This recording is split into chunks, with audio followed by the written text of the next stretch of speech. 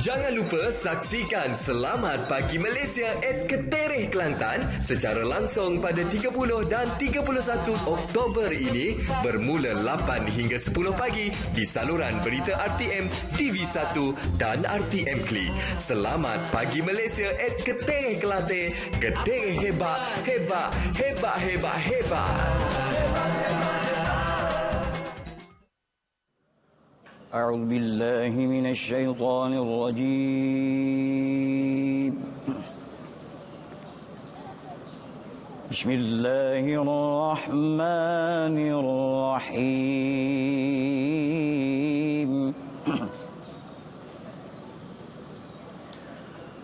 وقضى ربك ألا تعبدوا إلا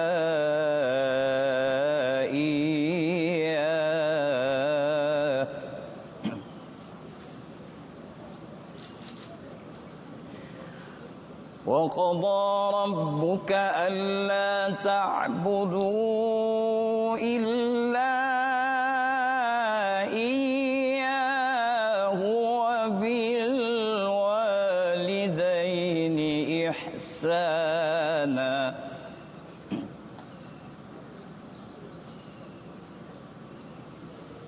إما يبلغن عندك الكبر أحدهما أو كلاهما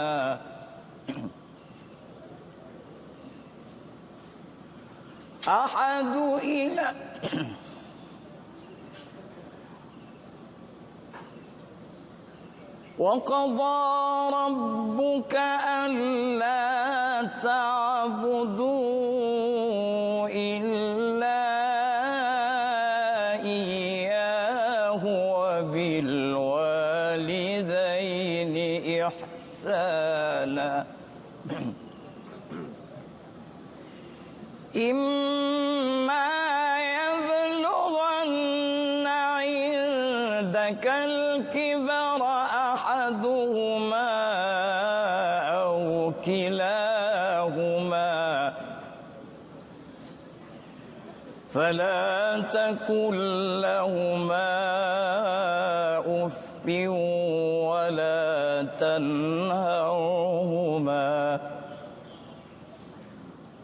وقل لهما قولا كريما واخفض لهما جناح الذل من الرحمة وقل رب ارحمهما كما ربياني صغيرا ربكم أعلم بما في نفوسكم إن تكونوا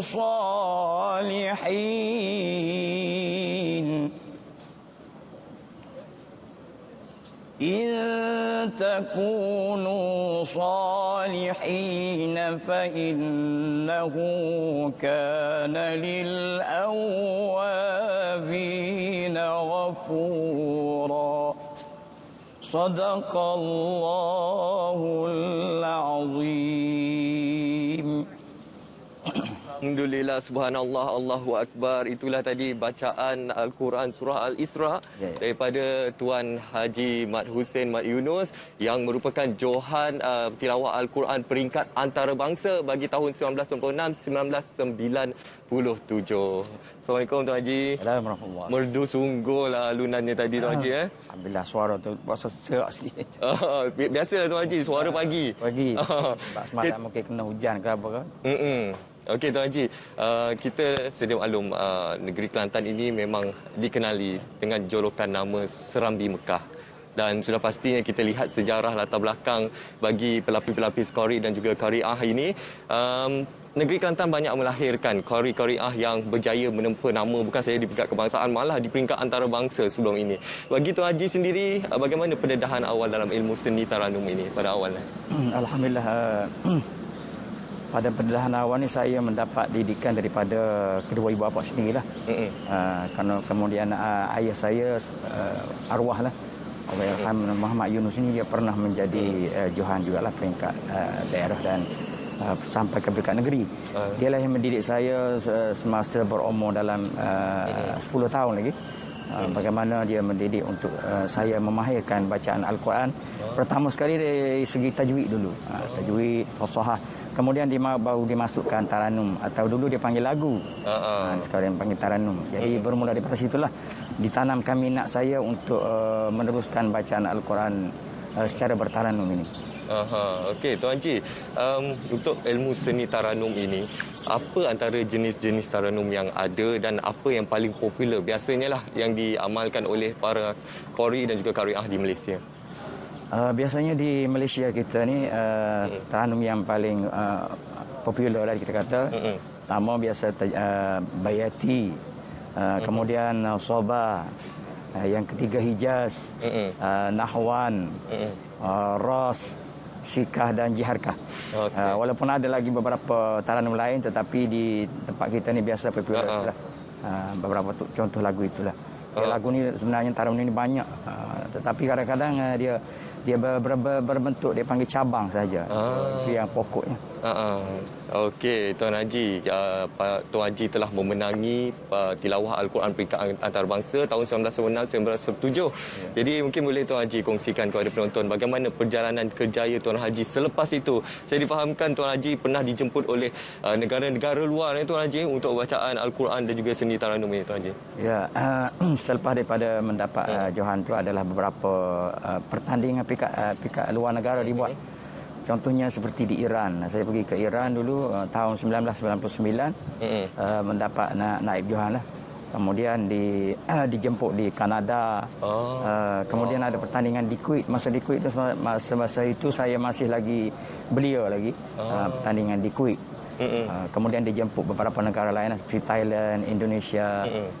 Dan pernah juga pergi ke Amerika Syarikat. Alhamdulillah, banyak negara dah pergi untuk mengalunkan bacaan ayat suci Al-Quran ini, untuk kita menyebarkan syiar Islam ini ke serata dunia. Tuan Haji, saya faham Tuan Haji juga merupakan tenaga pengajar di khatam ataupun kelas hafazan dan pembelajaran Al-Quran di Kem Putra ini. Jadi mungkin Tuan Haji boleh kongsikan setakat ini pencapaian bagi para pelajar di sini bagaimana dalam bidang qariah ini. Pertamanya saya nak merakamkan jutaan terima kasihlah kepada Tan Sri Anwar Musa ni, sekarang jadi Menteri Komunikasi dan Multimedia, yang daripada inisiatif yang menubuhkan kelas bacaan Al-Quran secara bertaranum dan kelas-kelas lain lah di khatam ini, di tempat ini. Jadi justru itu daripada kelas-kelas ini ada beberapa pelajar kita lah yang contohnya seperti adik Khoyim, yang dapat peringkat kebangsaan. Contoh lagi seperti Ustazah, ada Rohani Fadil, Faizah yang Rohani Fadil pernah mewakili negeri ke peringkat kebangsaan. Dan ada beberapa lagi lah qariah lain yang berjaya ke peringkat negeri. Alhamdulillah. Jadi ini merupakan salah satu usaha lah. Contohnya di Kem Putra ini, khatam ini, kelas hafazan dan pembelajaran Al-Quran Tan Sri Anwar Musa ini sebenarnya banyak melahirkan qari dan juga qariah yang dapat menyebarkan syiar Islam khususnya dalam ilmu seni taranum ini. Tuan Haji, mungkin bagi anak-anak muda di luar sana yang ingin belajar seni taranum ini, apa antara asas-asas yang perlu mereka tahu, Tuan Haji? Pertama, nasihat saya lah kepada pelajar yang baru nak belajar ataupun yang dah cuba menceburi bidang taranum ini. Pertama, dia mesti memahirkan dulu bacaan Al-Quran dari segi tajwidnya, fasahahnya dan suaranya. Suara kena tepat dari segi apabila kita nak baca Quran, kita mesti tahu kedudukan suara kita. Di mana kedudukan suara itu. Biasanya kalau suara macam saya ni tak berapa nak betul lah. Maknanya biasa, kalau suara biasa maknanya pelajar tu dia tahu, dan guru yang mengajar pun kena tahu apakah potensi suara murid dia tu, supaya kita dapat memberikan taranum yang sesuai dengan kemampuan suara dia. Dan tabakok suara ni ada yang rendah, ada yang tinggi, sampai tabakok yang tertinggi sebagai tabakok 4. Ada peserta ataupun pelajar yang tidak dapat menggunakan suara yang tinggi. Jadi kita guna kaedah suara yang sesuai dengan keadaan yang kemampuan dia.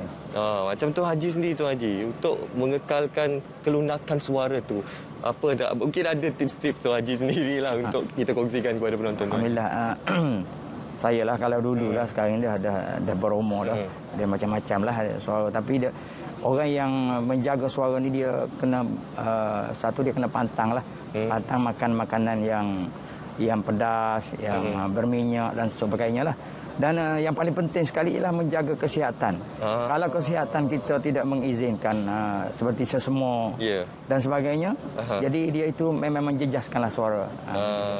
Baik. Kadang-kadang gitulah maknanya keadaan kita ni kadang-kadang tak stabil lah. Betul. Bila cuaca tak baik dan kita pun tak apa sihat, maknanya dengan sendirinya suara tu dia akan terjejas.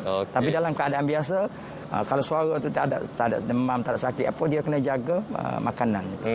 Itu antara tips-tips daripada Tuan Haji Mat Hussein Mat Yunus yang merupakan Johan Tilawah Al-Quran peringkat antarabangsa bagi tahun 1996-1997. Terima kasih Tuan Haji. Sama-sama. Tuan Haji, sekarang ini kita nak bawa penonton untuk kita saksikan bingkisan berkenaan nasi tumpang. Ini pertama kali saya dengar nasi tumpang ni. Salah satu makanan popular di negeri Kelantan. Ayo sama-sama kita saksikan.